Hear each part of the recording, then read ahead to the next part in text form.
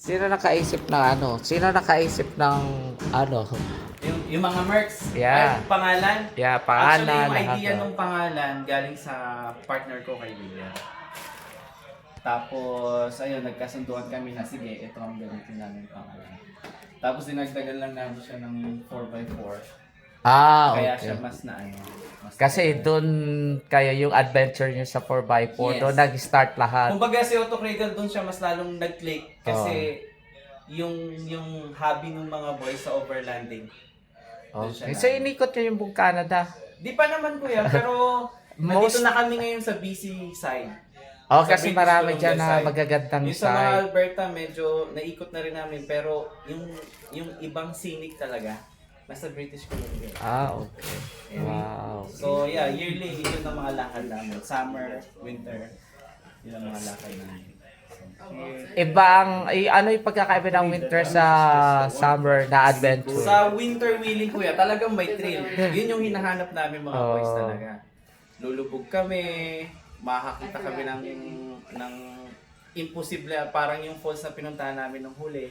Sino mag-aakala na frozen yung buwan? Yeah. So, yun. So, parang nakakatakot din. Alam ba? Nakakatakot kuya. Maraming technical din. Oh, yeah. So, So, sasakyan namin kung hindi lulubog, tatabingi, matatanggal yung goma.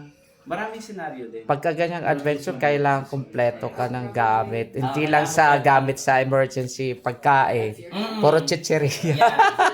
Yeah. Tsaka As in, yung mga emergency kit. Kasi pag sumasalang kami, yung rig namin punong-puno ng camping equipment. Yeah. Kasi unang-una pag winter tulugan mo, saan ka kukuha ng heater mo? Lahat kami may diesel heater. Yeah. Tsaka yung recovery gears, importante yun. Para mas madaling mag-recover just in case yung mga tropa mo lumubog sa tubig, sa snow, Yeah. sa putik. Oh, that's nice. Oo. Para sa mga gustong mag-adventure, di ba? Para may idea. Ayan. Yeah. Dito na sila sa autocradle. Dito So, na po it's- kayo sa autocradle. Yeah, it's Kami ano. pong bahala sa rig. Oh.